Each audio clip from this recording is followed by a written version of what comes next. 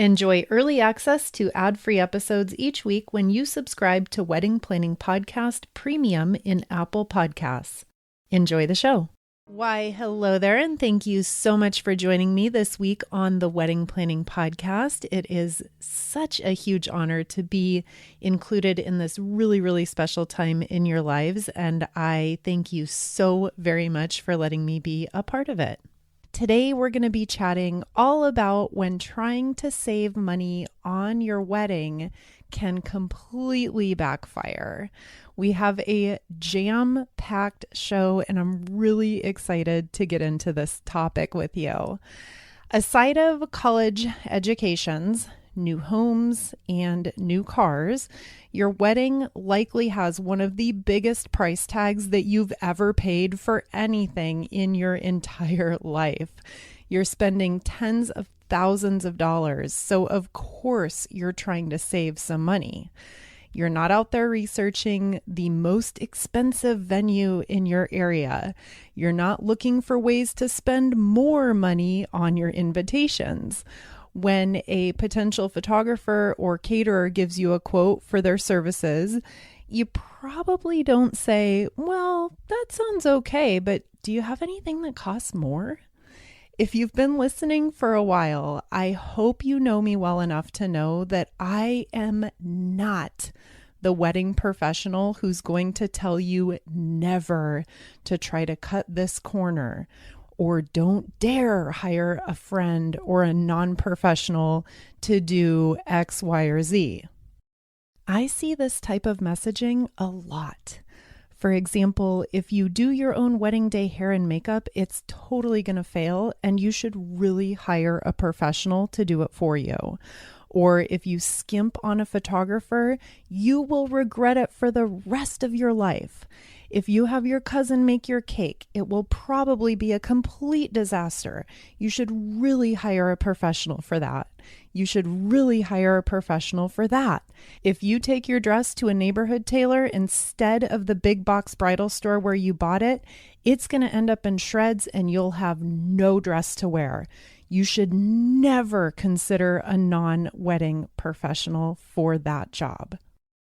Now, the trouble with this is that professional service providers in pretty much any industry you can imagine have an agenda, and that agenda is to sell their product or service. And whether you hear from a wedding professional on a podcast, you read their articles on a blog, or you see their posts on Instagram and Facebook, their position is probably that hiring a professional is the best way to go. After all, they say, this is your wedding.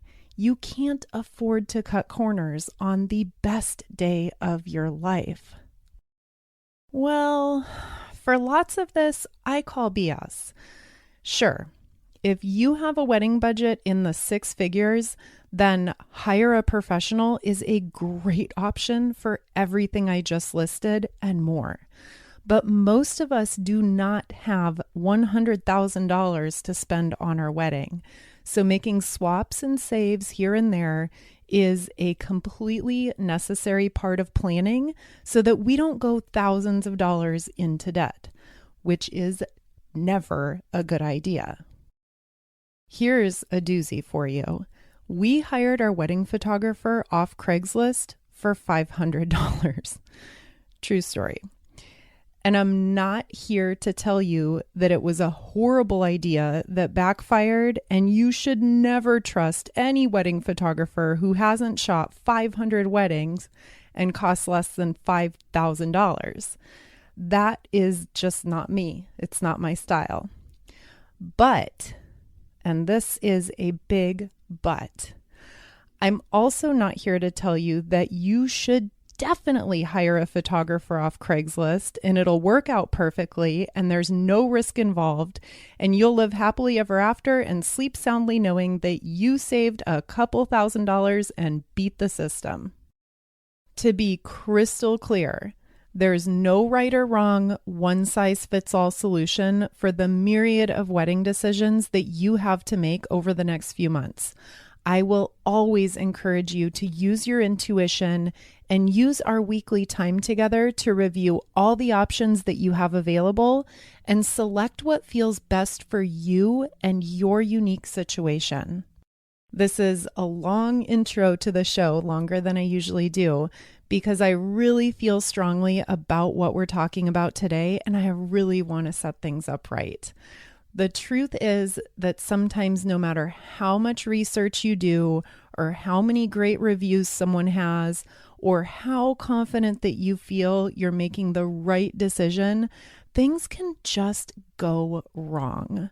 You'll probably have a wedding backfire or 2 or even 3 over the course of getting everything lined up in the next few months. That's just part of life, and it's definitely a part of wedding planning. I wish I could wave a magical wand that would shield you against anything going wrong, but of course, that's not realistic. So, the next best thing is let's explore some common areas of wedding planning where couples try to cut a corner, save some money, and they leave something out.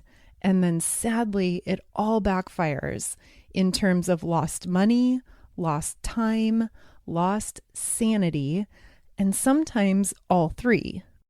If you find yourselves at a cost-saving opportunity crossroads and you don't know which way to turn, I have some smart questions that you can ask yourselves and potential vendors that I hope will guide you towards making the best decisions for you and your wedding day.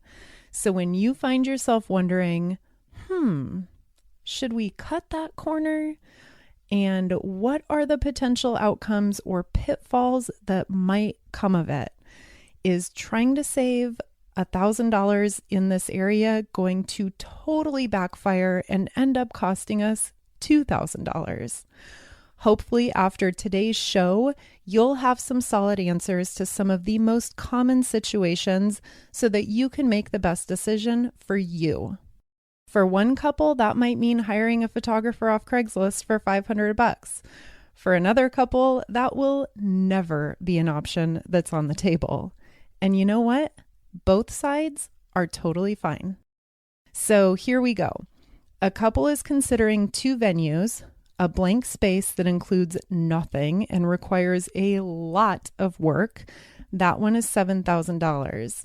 On the other hand, is an all-inclusive venue for $24,000 where literally everything is handled, minus a photographer, DJ, the dress, and cake. And I'll share with you some excerpts from her note. The first venue option is our favorite, but it's essentially just an empty space. We would have to figure out a coordinator, caterer, bartenders, the bar itself, setup, tear down, cleanup, etc., etc. The empty space venue has a fee of $7,000, and then we do all the rest. We were thinking of getting a taco truck and having a more casual party, but we both work full time and don't want to do a ton of work when it comes to planning the wedding.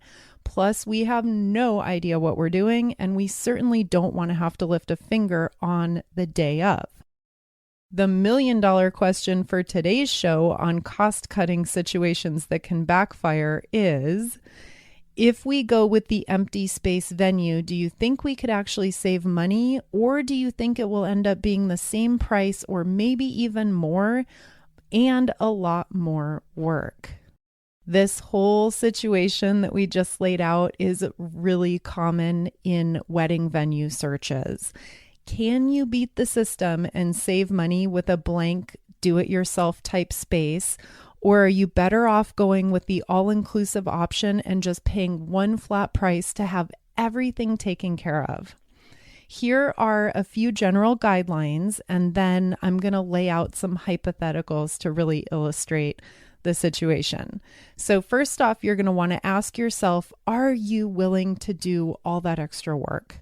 Setting up an empty venue space, and the listener alludes to this in her note, doing all that research, the booking, and following up with all of those vendors on your own takes a ton of time, patience, follow-up, extra effort, and stress. If you have the budget to hire a full service wedding planner, then that's all stuff that they can handle for you.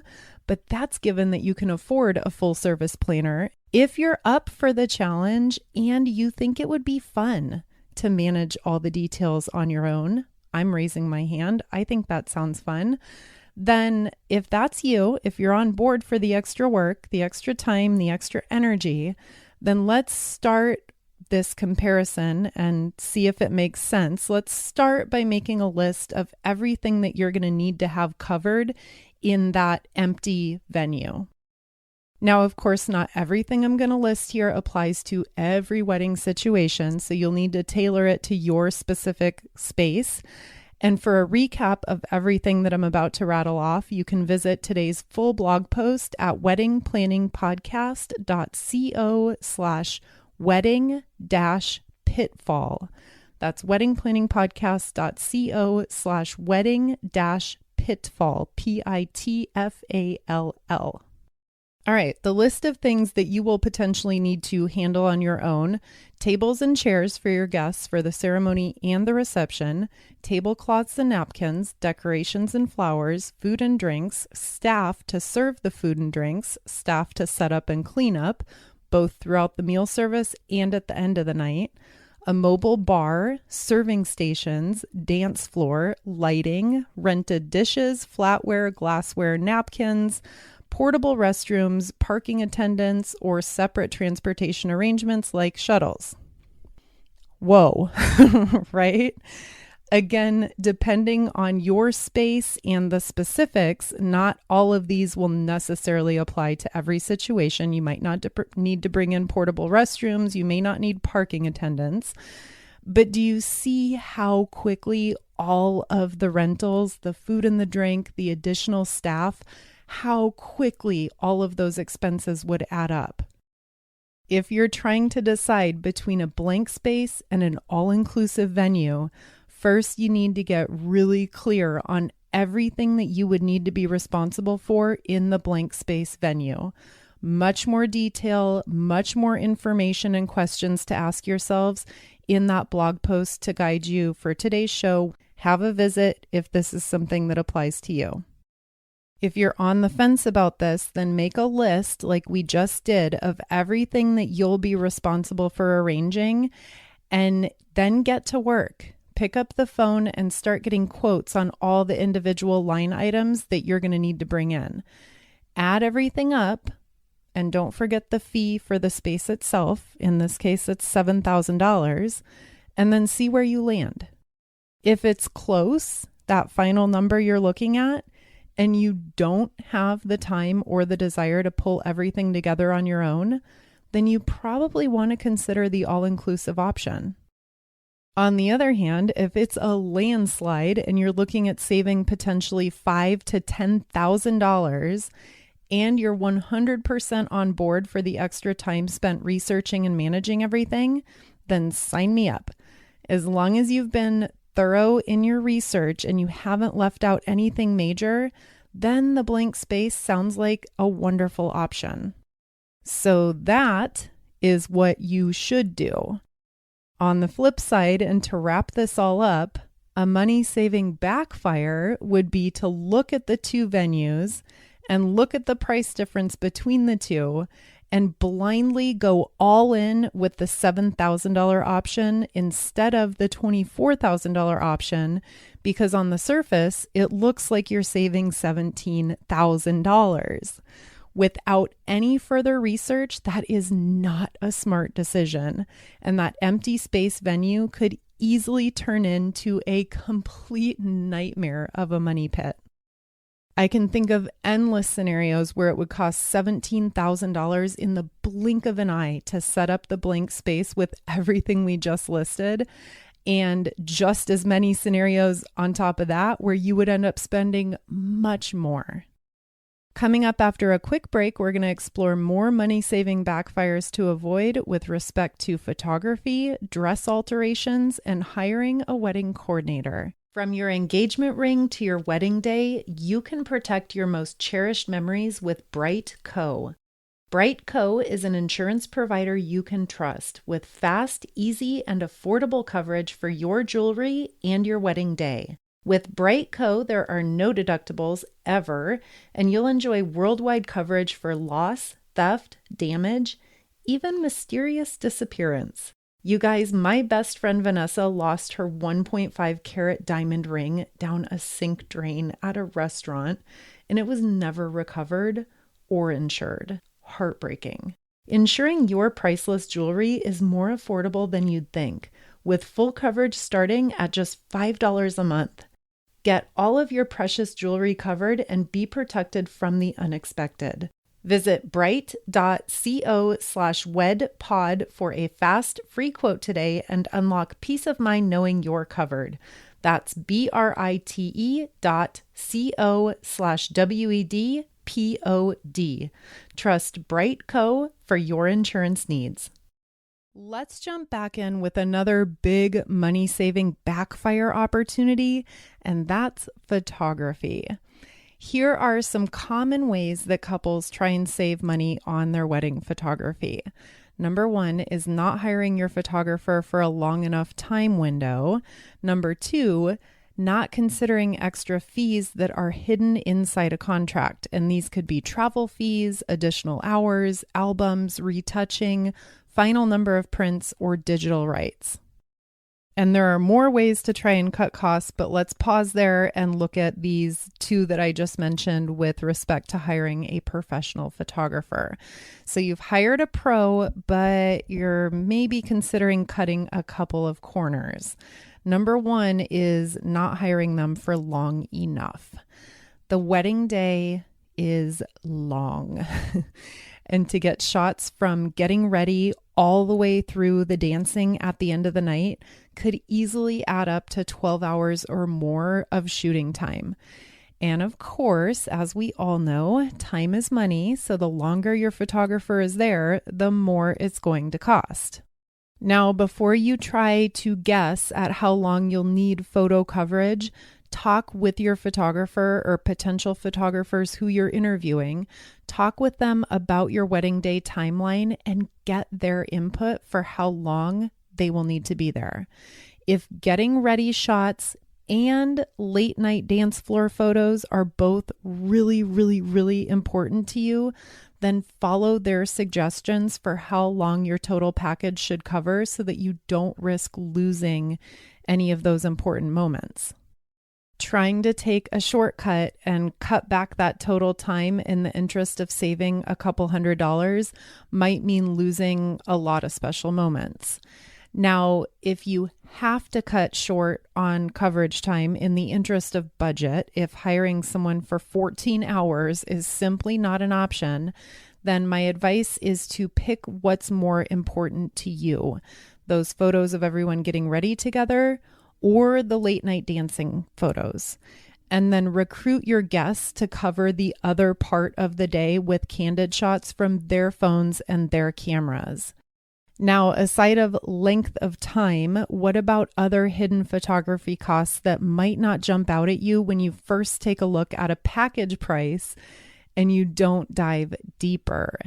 Choosing a photographer with the cheaper price tag can backfire big time if you're being nickel and dimed for a ton of little extras. I like to make the analogy between flying, taking a trip. When you book on a budget bare bones airline and then they charge you $50 per bag and they charge you to reserve your seat and they charge you for a drink and they charge you to walk off the airplane and they charge you if you actually want to pick up your suitcase at baggage claim, that ticket can easily end up costing as much or more than the other airline that looked much more expensive on the surface. So let's dig into those little extras that can be hidden in a contract. And these are things like traveling fees for the photographer if they have to travel a certain distance to get to you, additional hours we mentioned just a minute ago, albums, retouching, the number of final prints you can expect, paying extra for the digital rights. These expenses can add up really, really quickly if they're not included. We can all agree that photography is a huge expense. This is one of the most expensive components of your wedding, and lots of us will be totally happy to splurge on this and to pay the bigger price tag just to get the higher quality. However, for those of us working with just a few $1,000s total for the entire wedding, spending $2,000, $3,000, $4,000 for photography simply is not an option. So we start looking for ways that maybe we can bypass hiring a really pricey professional wedding photographer, and other ways that couples try to adjust this cost include asking a friend to take your wedding photos, or hiring someone inexperienced who's just getting started and trying to build their portfolio. Remember my story from the opening? We did this. We hired a $500 photographer who was trying to build his business. Another option that some people go for is just crowdsourcing photos from their guests. They ask people to bring their nice cameras, and they ask their guests just be snap happy and take all the pictures. And that's the method of photography. So if any three of these apply to you, here are some really important things to consider before pursuing it further. And I'm going to list out some potential backfires that can result from taking a shortcut. First off, I want to roll all three of those situations together. So asking a friend, hiring someone without a ton of experience, or crowdsourcing photos from your guests. Basically, for all three scenarios, we're going to ask some version of, are you okay with non-professional quality photos? The worst case scenario is that you have no photos at all. The equipment's destroyed, the equipment isn't working, something happens, things get stolen. That's worst case scenario. You have not one picture of your wedding day. In the day of cell phones and people taking pictures, that's probably not going to happen. The second worst case scenario is that you have photos, but they're not good. So with that said, and this next one applies to pretty much every aspect of cobbling together a non-traditional photography plan, next thing is, what is your backup plan? If you're hiring a friend who is a great photographer, that's a great option. What if she has a personal crisis or gets in an accident or something happens where she can't be there? Do you have someone else lined up who is a viable option to be at the wedding that day taking your pictures?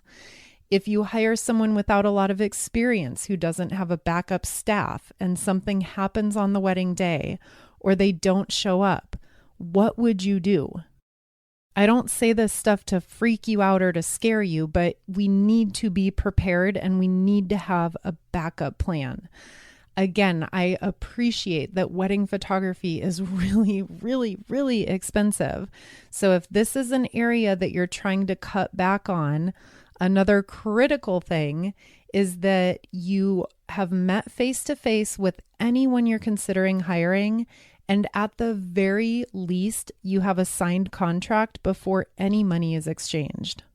Now, that might not apply if you're working with a friend or a family member who you've known forever. I don't expect you to pin your cousin down and force her to sign a legally binding contract with you. Maybe you want to do that, and that's okay too. But certainly in any situation where you're working with a stranger, a face-to-face meeting and a contract is an absolute zero exceptions necessity. What if you decide to work with a stranger? You communicate via email, and a word about email, pretty much anyone can show up professional and at their best when they're typing an email. So you email back and forth and you Venmo them $200 to secure an engagement photo session, and then they never show up. You're screwed. You're out $200 and you have to go back to the drawing board. Meeting in person, face-to-face, will weed out the worst swindlers out there. They simply won't show up. And it will also give you at least a head start in determining if you feel comfortable with them, if they feel trustworthy, etc., etc. Also very important with someone who is a stranger, who's an up-and-coming photographer, who's trying to build a portfolio. These people are out there, and some of them are awesome photographers and make for a great option. But before you take the leap, also so important, ask for recommendations. If they're a photography student, who are some of their instructors who you can contact? Do they have past employers you can contact? Couples they've photographed in the past? Families who they've done family photo shoots for? If this is literally the first time that they have ever shot any type of event, period, ever, and they have no references to give you, then I would keep looking. That does not strike me as a great option. And last quick point here, most everyone should have some kind of website presence, whether it's a dedicated website that they've created for their up-and-coming business, or it's just pages on social media. If someone is serious about building their photography business, then that should be evident online.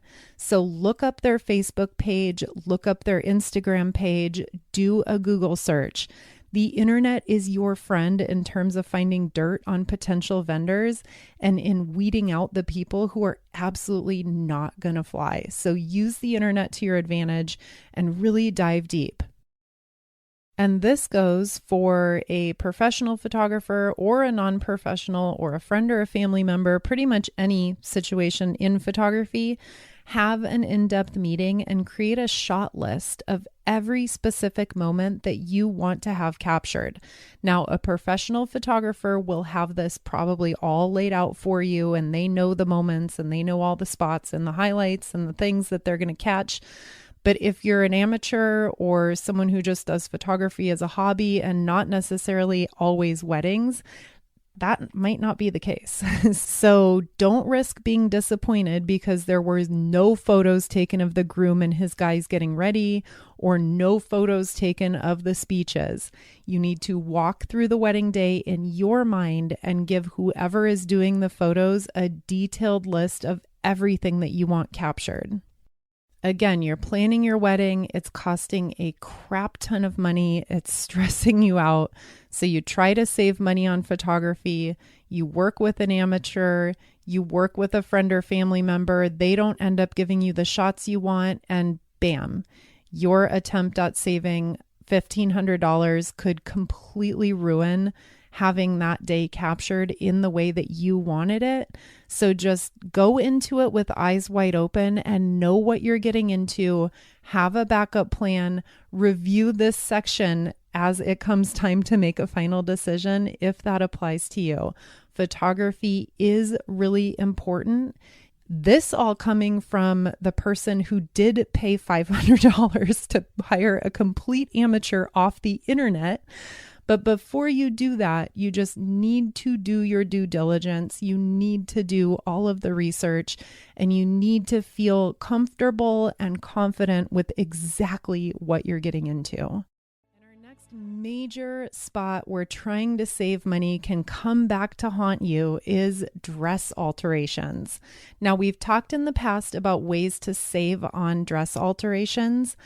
Sometimes no matter how much research you do or how many great reviews someone has or how confident you feel that you're making the right decision, things can just go south. Let's talk about some ways that trying to save money on alterations can go terribly wrong and the smart ways to protect yourself from an alterations disaster. I'm going to start with the importance of factoring in alterations expenses from the very beginning. Look, alterations are really expensive. Keep this in mind as you start shopping for dresses. It is so important to factor in the cost of alterations along with your total dress budget. And if you're not going to lump the two together, then keep aside a pool of money that you know will be used for alterations. You can separate the two, that's fine. It's not realistic to buy a $6,000 designer dress at a sample sale for $2,000 and then do a celebration dance because you just saved $4,000 and beat the system and it's over. Depending on the dress itself and depending on the way it fits your body, you may very well end up spending more money on alterations than you paid for the dress. If that additional money wasn't in your dress budget to begin with, then you're gonna find yourself in the hole and with an ill-fitting dress. Now, this is not an episode about wedding dress shopping or alterations, but I'd like to take this example a few steps further just to illustrate a really powerful point about alterations. So let's say that your $6,000 designer dress that you just scored for $2,000 really isn't your size at all. You bought it anyway because you figure you can take in the sides, you can alter the hem, you can shorten the bodice, all this stuff. First interjection: never buy a dress that doesn't fit you well. I don't care how good of a deal it is. If it doesn't fit your body well to begin with, then you're already facing an uphill battle. But since it's a sample sale and it's such a good price, you do it anyway. And with a million frantic people and no one actually available to spend any time one-on-one with you consulting about the details of how that dress fits and how it's going to need to be altered, you make a snap decision. You put down your credit card because you just know that this has to be the perfect dress. At your first alterations appointment, you're shocked to hear how much actually needs to be done, and you're even more shocked by the price. You think, surely it can't cost that much. Surely there's a cheaper option out there, and you start shopping around to other seamstresses. You try to cut a corner thinking, the neighborhood alterations gig, they have a ton of great reviews on Yelp. Surely they can do a decent enough job to get this dress fitting me properly. I'm sad to share that things can snowball really, really quickly when you don't work with a bridal alterations specialist. I've said in the past that using a non-bridal tailor is a way to save some money, but that comes with a ton of stipulations, which I'm not going to go into now, but we could definitely explore that further in another show. It just fits in perfectly to this whole theme of trying to save some money, but having it completely backfire. For today's purposes, if you want to take the safe road, hands down, the best way to shield yourself from an alterations disaster is to use the recommended alterations method by the bridal salon where you buy your dress. In most cases, the work will be backed up, insured, guaranteed by the store, which is the closest thing to giving yourself 100% peace of mind that your dress will be in good hands. Now, with that said, if you have a very simple style dress that you did not invest a ton of money in and it just needs one or two very basic tweaks, couldn't you get by with taking it to your beloved local tailor? Probably. Use your best judgment here and play out all the scenarios before making a final decision. Ask, how much did I invest in this dress? How many areas actually need to be altered? Are we looking at intricate beadwork, lace, other special details that I need to consider? In most cases, putting a $3,000 dress on the line over saving a couple $100s in alterations is just not worth it. If you're just starting to dress shop and you're concerned about alterations cost, then I would recommend adjusting your target dress price point now so that you have some extra money in this area of your budget and you don't have a panic attack at your first alterations appointment. Also, if you're just getting started with dress shopping, take advantage of the salespeople who are helping you and get some general idea of what alterations might need to be done and a price range for that work as you're trying on different styles. It could very, very deeply influence the final decision you make and whether or not that ends up being a good financial decision.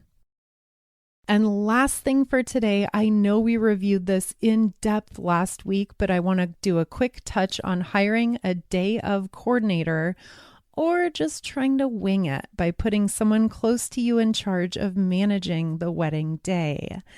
Thank you so much to everyone who reached out with your stories on Instagram. A wedding day planner or a day of coordinator, this was the resounding winner of the most likely thing to backfire.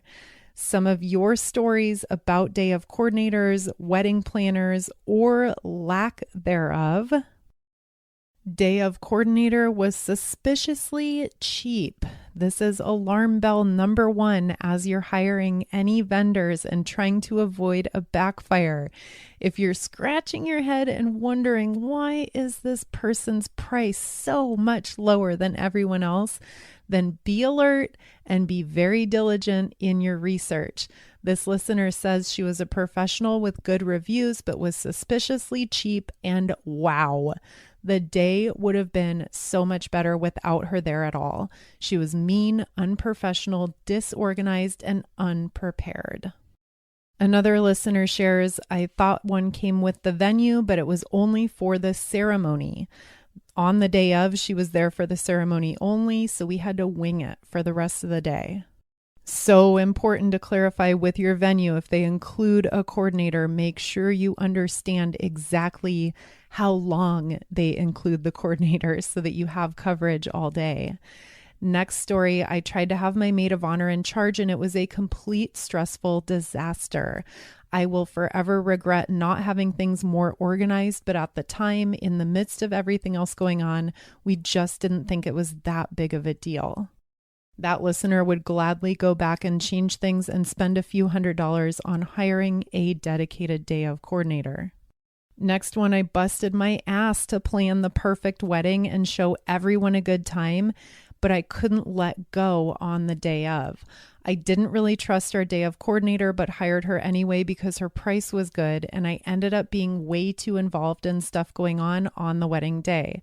I really regret not continuing to look and hiring someone who I clicked with better regardless of price. And other big wedding planner or day of coordinator point person backfires were trying to get by without one, people who were trying to play it by ear. That's never a good idea. Another pitfall, not being realistic about everything that needed to be managed and missing big stuff like trash cans overflowing, unstocked restrooms, and things not being set up properly. And it's also, as you can see from these stories, a great illustration of wedding day backfires, how trying to save a few $100 can totally come back to bite you in the butt. And with that, I'll wrap it up. Today we reviewed 4 major wedding planning backfires that can happen when you're trying to cut a corner and save some money. We went over pitfalls with your venue options, photography, dress alterations, and the importance of having a good wedding day of coordinator or an assigned point person. There are so many more areas where trying to cut corners can come back to bite you. And if you have stories or experiences you'd like to share, I'm all ears. And I'll leave you with this closing thought. When an attempt to save money goes wrong, more than just money is at stake. You've also got precious time, stress, and your sanity on the line, all 3 of which are very precious resources. As you're planning and different things come up, take the time to think about your wedding options and what choices will be best for you. If you're faced with a challenging decision, mull over the questions and the thought points that we reviewed today and take your time. Sleep on it. See how you feel in a couple days. Be smart and follow your instincts. All those years ago, my intuition, my heart told me that the guy we just met with at Starbucks and did an engagement shoot with, this guy is amazing. And we loved him on the spot. Taking a chance on a $500 Craigslist photographer turned out to be a huge win for us.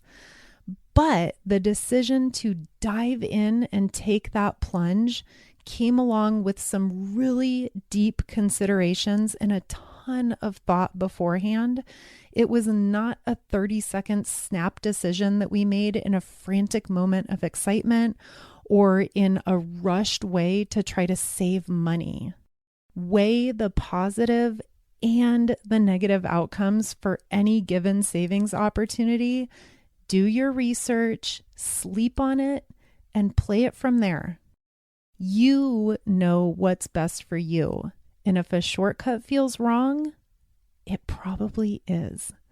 Keep looking, keep your eyes and your heart open to creative solutions, and in the end, it will all click. Thank you so much for being here with me today. It's truly, truly an honor to be a part of your wedding plans. I thank you so much for your support of the podcast, and I'll talk to you again next week, same time, same place.